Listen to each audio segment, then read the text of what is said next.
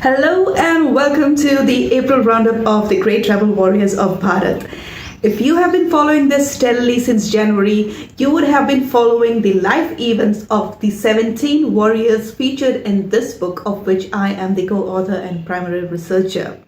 And it's fascinating because on a month-by-month basis, we are able to see across India how leaders from various indigenous communities were fighting the atrocities of the East India Company and the British Empire.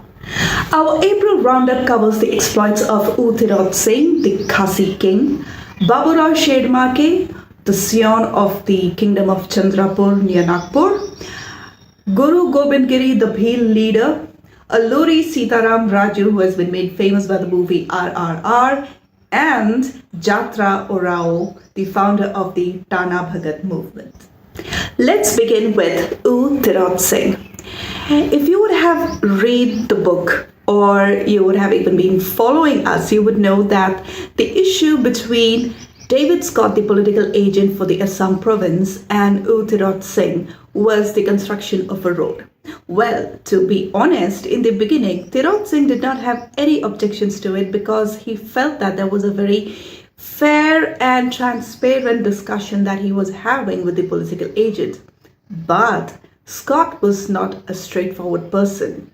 On the pretext of constructing a road and helping Tirot Singh regain access to the Dwars, which were the economic entry points for the Khasi kingdom, he had very smartly inserted terms and conditions which put Tirot Singh in a very difficult situation, meaning he had to supply labor and money in addition to paying a lot of taxes and bearing other expenses of the administration in addition to construction of the road. So this was immediately not very evident to Tirot Singh, but once his darbar, his mantris, came to realize that this is what Scott had done, they regarded it as treachery. Tirot Singh, being the noble-hearted king that he was, wanted to sort this out through discussions, but his darbar was against it. They wanted to speak the language of the sword. And so on the 4th of April 1829, on the pretext of conducting another darbar to discuss this issue, the Khasi court had sent out invitations to Scott. But Scott had to be away out of Nonglo on some inspection work, and so he sent his trusted lieutenants, Bedingfield and Bolton, to attend on his behalf. And he had great faith in them that no matter what comes up in the discussion, they would be able to handle it. Now, unknown to them, what the darbar had actually planned was to kill them instantly the moment they came.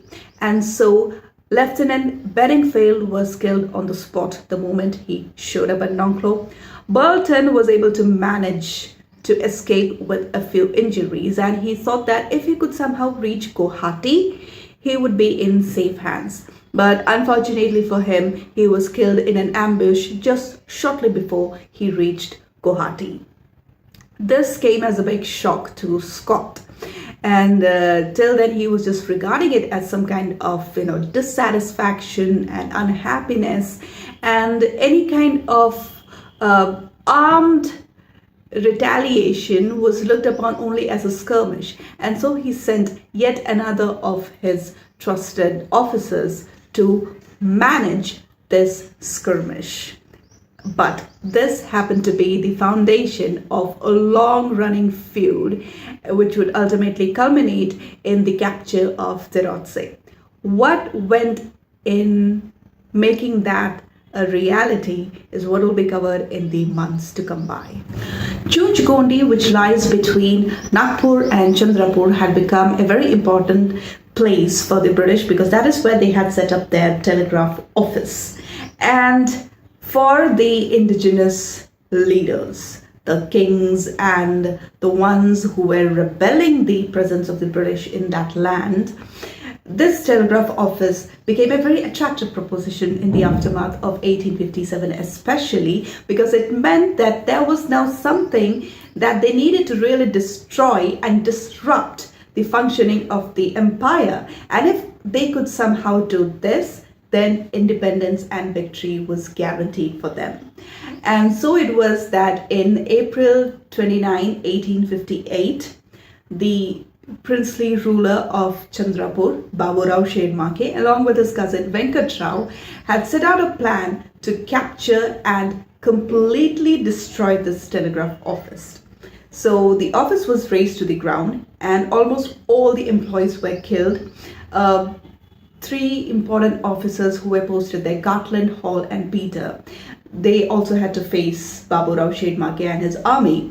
While Gartner and Hall died on the spot, Peter was able to escape and he managed to make his way to the office of the Deputy Commissioner William Crichton, and he was able to give an update as to what had really befallen them.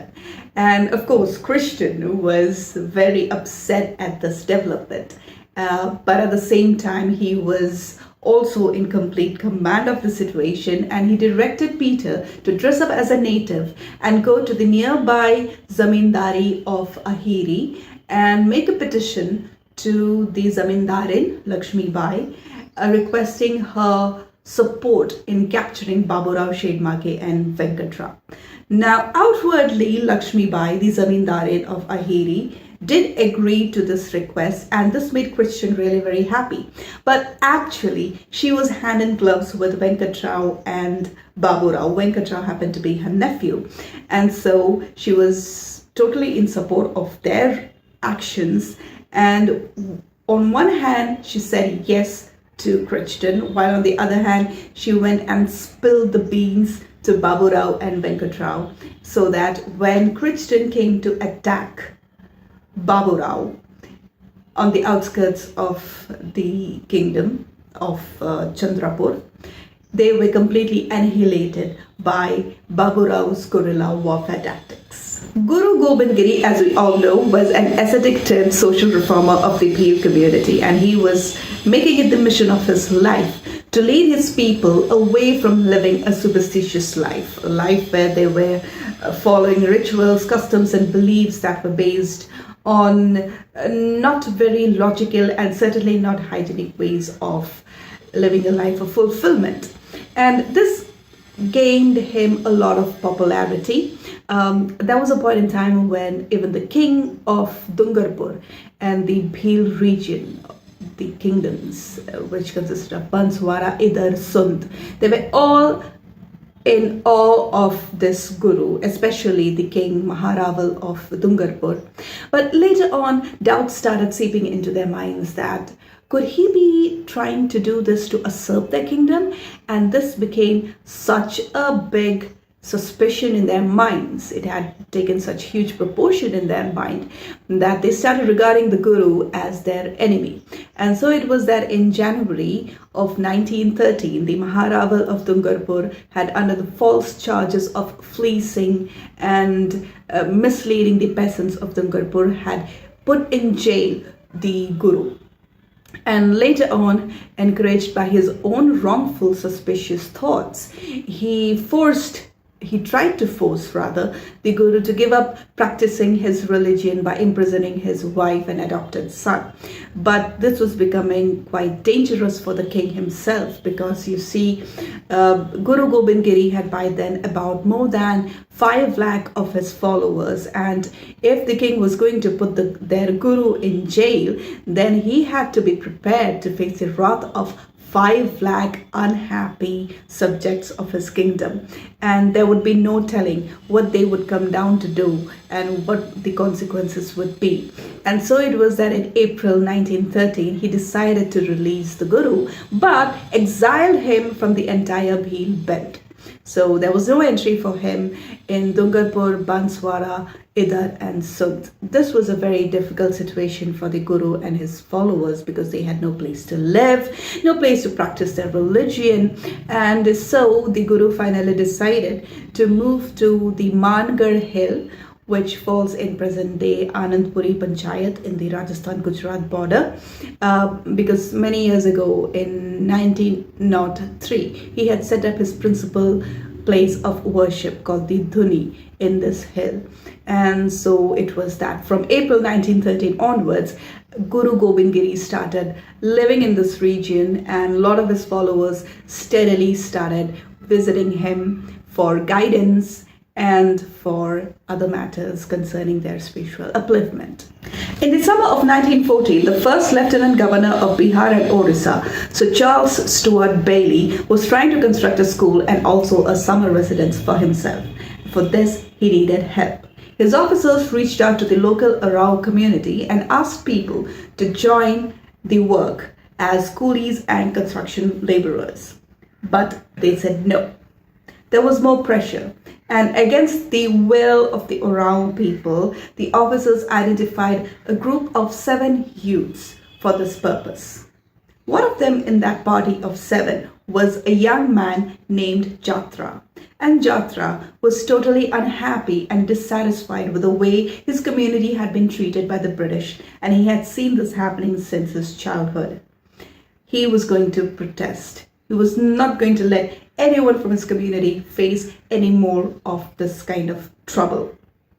And so they said no, and when they were forcibly taken to the site for work, they refused to do any work. This disobedience landed Jatra in jail, and it also put fire to the spark for the Tana Bhagat movement that would be directed at ousting the British from Bihar and Orissa.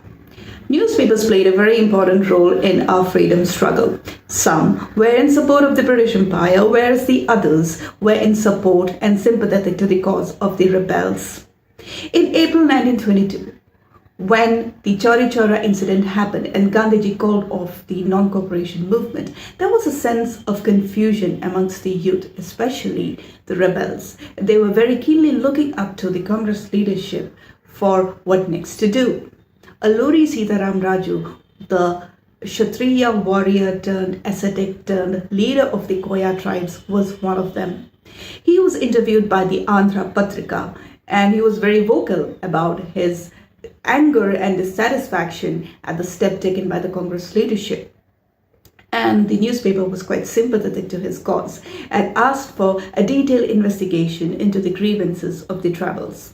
But at the same time, there were other newspapers like the Kisan Patrika who sided with the British and the Congress leadership and said that no, it was wrong to use violence against the British government.